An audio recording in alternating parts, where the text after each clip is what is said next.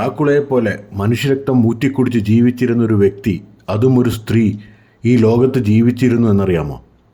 16-ാം നൂറ്റാണ്ടിൽ ഹംഗറിയുടെ ഭാഗമായിരുന്ന ഇന്നത്തെ സ്ലോവാക്യയിലായിരുന്നു എന്നേക്കും യൗവനം നിലനിർത്താൻ മനുഷ്യരക്തം പതിവായി കുടിച്ചിരുന്ന ലേഡി ഡ്രാക്കുള ജീവിച്ചിരുന്നത്. ലോകം കണ്ടതിൽ വെച്ച് ഏറ്റവും ക്രൂരയായ സീരിയൽ കില്ലർ എന്നറിയപ്പെടുന്ന എലിസബത്ത് ബത്തോറി ഹംഗറിയിലൊരു പ്രഭു കുടുംബത്തിലായിരുന്നു ജനിച്ചത്. തൻ്റെ 30-ാം വയസ്സ് മുതലാണ് അതുവരെ ഒരു സാധാരണ കുടുംബിനി മാത്രമായിരുന്ന അവർ ക്രൂരതകളിലേക്ക് തിരിയുന്നത്.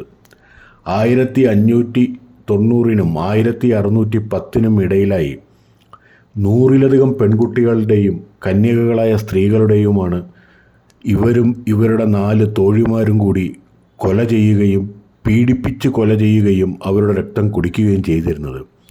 അതിൻ്റെ കാരണമായിരുന്നു വിചിത്രം. ഒരു മന്ത്രവാദി ഇവർക്ക് നൽകിയ ഉപദേശമായിരുന്നു കാരണം. കന്യകകളായ പെൺകുട്ടികളുടെയും സ്ത്രീകളുടെയും രക്തം കുടിക്കുകയും അതിൽ കുളിക്കുകയും ചെയ്താൽ യൗവനം എക്കാലവും നിലനിർത്താൻ കഴിയുമെന്നായിരുന്നു ആ ഉപദേശം. 100-ലധികം കന്യകകളുടെ രക്തം കുടിച്ച പ്രഭു അവസാനം പിടിക്കപ്പെട്ടു. വിചാരണ നേരിട്ടപ്പോൾ 80 കേസുകളിൽ ഇവർ കുറ്റവാളിയാണെന്ന് തെളിഞ്ഞു. ഇവരുടെ സഹായികളായ 4 തോഴിമാരെയും തൂക്കിക്കൊല്ലാൻ വിധിച്ചു. പക്ഷേ അന്നത്തെ നിയമപ്രകാരം പ്രഭു കുടുംബങ്ങളിൽ ജനിച്ചവർക്ക്, പ്രഭു കുടുംബങ്ങളിൽ ഉൾപ്പെടുന്നവർക്ക് അവർ എത്ര വലിയ കുറ്റം ചെയ്താലും വധശിക്ഷ വിധിക്കുന്നതിന് നിരോധനമുണ്ടായിരുന്നു. അതുകൊണ്ട് ഇവരെ ജീവപര്യന്തം തടവിന് ശിക്ഷിക്കുകയായിരുന്നു.